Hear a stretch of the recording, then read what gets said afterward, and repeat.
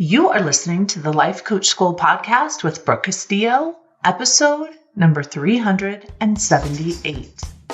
Welcome to the Life Coach School podcast, where it's all about real clients, real problems, and real coaching. And now, your host, Master Coach Instructor, Brooke Castillo. Hello, my friends. I am in Colorado, and I am so excited to be here. It is gorgeous here in the summer. I've come here by myself, so I can reacquaint myself with myself, which is amazing. I have been enjoying a 90-day relationship with my boyfriend, Rahul, that turned into a 9-month relationship with him. And we just recently decided to end our 90-day, 9-month relationship and pursue other things. And we're still totally in love with each other, and we're still very good friends. And I'm very sad, but also very excited about the possibilities. And so I'm here in Colorado hiking my dogs and breathing in the mountain air and having an amazing time. My puppy, Rocket, those of you who are following along, this is redundant. Those of you who are following along in 5 Pounds Stronger already know this, but he's got a little limp. So I haven't been able to hike quite as much as I want, but I'm very excited about being so fit and hiking these mountains. It is gorgeous here, and about all the possibilities that are coming to me in the future. We do have the 90-day relationship class completed. It's amazing. I can't wait for you to see it. We're going to be launching it in the next couple of months. So you'll be able to learn about what that 90-day relationship was that I started and how I had the most amazing time of my life since I did that. And the work that I've done on myself through that relationship is amazing. So my friend April introduced me to this concept. Many of you may already know it, called circular dating. And she was basically saying that there's dating where you're trying to meet someone for the long term and do, a long-term relationship with somebody. And there's certain types of relationships where you try to find the one and you get involved in a relationship and you try and make that your forever relationship. And then there's the kind of dating that I'm doing, which is more based on like this 90-day commitment idea, which has been so fantastic. And of course, you can make it longer or shorter if you want. But if you want to learn more about it, you have to join Scholar so you can get in on the insight. We had so much fun recording and doing that class and talking about our experience and how much we learned from each other and with each other. And one of the things that I'm taking away from this whole experience is how the social constructs of how relationships should be have really, I think, limited so many of us in terms of growing. When we feel like a relationship, in order to be successful, has to be forever, or it has to be for a certain amount of time, or there has to be a certain level of commitment, that sort of thing, I think we miss the opportunities for growth and for fun and for truth and for love.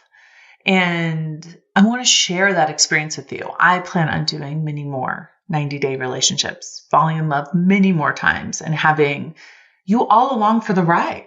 So let's go. Today, we're going to talk about success versus happiness. And usually when I do a podcast, I do a lot more research and a lot of preparation and a lot of, kind of key points. But today, what I wanted to do is just talk about this concept in a way that will help you not be confused. And I want to talk to you as if you're just my friend and we're just hanging out, because I've had this conversation with many of my friends and they don't believe me when I talk about this. And so I want to talk about the difference between those two things and what it means to be happy and how that's different from being successful, and how there are many, many, many successful people who aren't happy, and many happy people who wouldn't call themselves successful. And when we make those two things it's kind of like I used to do this with thinness. I used to think if you were thin, you were automatically happy. And people think if you're successful, it means you're automatically happy. And people say to me, if I had more money, I'd be happier. And if I had a more successful business, I would be happier. And that may be true, but you're not happy because of the success. And I think that is the really important differentiator. And the thing that you need to understand is they may be correlated, but they're not the cause of. So let's talk about what it means to be happy and why so many of us think that that is the most important end game and how we try to be successful so we can get there. And the definition, of course, if you think about it in terms of the model, would be that F line. So if you think about the emotion of happiness, you can be happy whenever you think a happy thought, right? So if happiness is an emotion and all emotions are caused by our thoughts, all we have to do is think happy thoughts and we will be happy. And this is true. We will feel some level of happiness if we think happy thoughts. The problem is we don't want to think happy thoughts all the time because we live in a world that has a 50-50 experience provided for us. And so there are many things about the world that we don't want to be happy about. There's many things about our lives that we don't want to feel happy about. And so when we think that happiness is the goal, and when we pursue happiness as if it were the ultimate destination, we end up being unhappy because it's impossible to stay true to ourselves and in integrity and have an authentic experience of the world and be happy all the time. And when we judge ourselves against that level of happiness, we can make ourselves feel even worse. So if we may have been happy 50% of the time, but then we're upset that we're not happy the other 50% of the time, now we've just made ourselves more unhappy. You see what I'm saying? It's like we're less happy because we're not happy more. What? Doesn't make any sense. So then people want to go about trying to get happier by creating success. They think if they go out into the world and they're more successful, and maybe it's in terms of money, maybe it's in terms of your job, maybe it's in terms of a relationship, maybe it's in terms of raising your kids, then that will somehow make you happy. Now, the truth is, if you believe that success will make you happy and you get some level of success, you will think thoughts that will make you happy. But if you expect the circumstance, the amount of money, the person, the marriage, the children to make you happy, and you don't feel happy, you're actually going to be miserable because you don't understand the concept that it's the way that you think about your life that creates that emotion. So one of the things that comes up for a lot of people, and one of the things that I try to help people understand, is that when they say, well, I don't need success to be happy. I don't need money to be happy. I say, of course you don't. You can be happy without it, right? There's no reason to believe that you have to have those things to be happy. But they also do not have to be at the expense of your happiness. So when people say to me, I don't want to pursue more money, I'm already happy, as if one will take away from the other, as if the pursuit of success will somehow take away that level of happiness. And this is a very key point I want everyone to think about. If you believe that the more success you have, the less happy you will be, you will stop pursuing success. And you will cost yourself success for an invalid reason. And if you're chasing after success in order to be happy, you will burn yourself out with the hustle, and you will ensure that you won't be happy and that you won't be more successful. Okay? I want to break it down again because this is the key point. Okay? If you think success will cost you happiness, you will stop pursuing success. And if you think success will give you happiness, you will hustle so hard that you will ensure that you won't be happy once you're successful. I've watched it happen both ways. I've watched people wave off success so they can, quote unquote, remain happy. And I've watched people sacrifice their happiness in order to be successful. What I want to teach you is that they are very independent things that can be very complementary. When you learn how to focus your life in a 50-50 way and allow the happiness to be at a 50-50 level, you will find yourself being less unhappy about your unhappiness. So you won't be unhappy about your unhappiness, so you won't be compounding it. You will actually invite more joy into your life by accepting the parts of your life that aren't the most joyous. And when you allow for that, you will have more energy, you will have more ideas, you will have more creativity, you will have more in your life to create from. You will have more energy, you will have more fuel, and it will be easier for you to create success. When you use the energy of happiness to create success, that's when you scale your own happiness. You pursue success with the joy of already having it. I know you've heard me say many, many times, think about that goal you want in your life. Think about that feeling you want to have in your life that you think maybe success will give to you, and feel that now. And instead of waiting for the success to feel that feeling, use that feeling now to create the success. So I want to share with you how this has worked in my own life. Because I'm not just saying this, but I am one of the rare people who feels happy and who is successful. And I don't have the hustle energy, and I don't have the burnout, and I don't have the exhaustion that most of my peers who aren't part of the life coach school struggle with their success. Their success actually costs them their happiness. Because they're in a constant pursuit of it, they don't get to enjoy it. So in my case, I'm thinking of one of my friends who I talk to about this, and he'll say to me, well, it's more important for me to just enjoy my life. It's more important for me to be present. It's more important for me to not hustle. So therefore, I'm not going to pursue success. I'm going to give up on that dream in order to be happy. And I'll say to him, but I have both. How am I able to have both?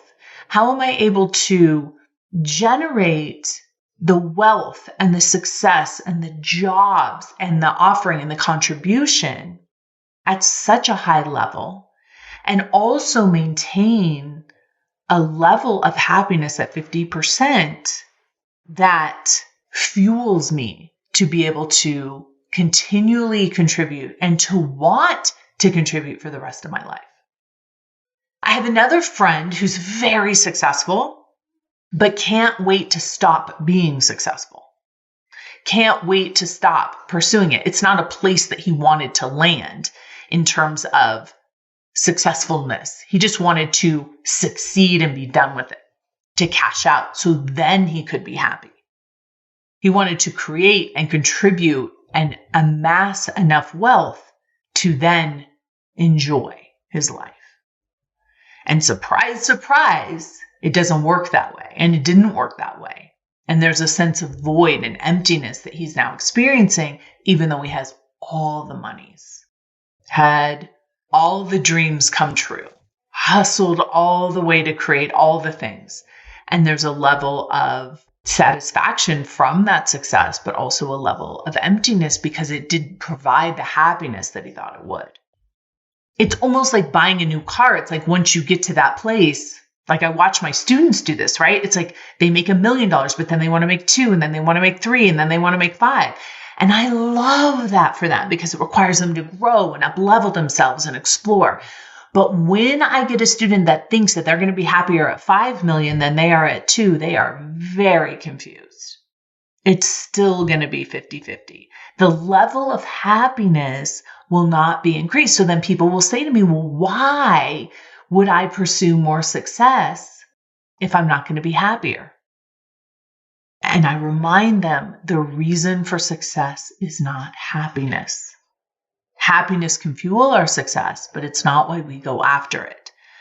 And because we're taught so often that the pursuit of happiness is the goal, and that happiness is found in a thinner body and a great relationship and lots of money and a successful, respectable profession, we end up being very disappointed a lot of the times in our lives when we can't maintain that level of happiness even after that accomplishment. It's like when you hear about all these gold medalists, or you hear about all the lottery winners, or you hear about all of these very successful business people that just can't maintain. My dog is so cute. Can you hear him barking? He's having a good dream. Rocket, Rocket, wake up, Rocket. He's like barking in his dream. That the pursuit of that happiness and finding that happiness and creating that happiness for themselves has nothing to do with that success.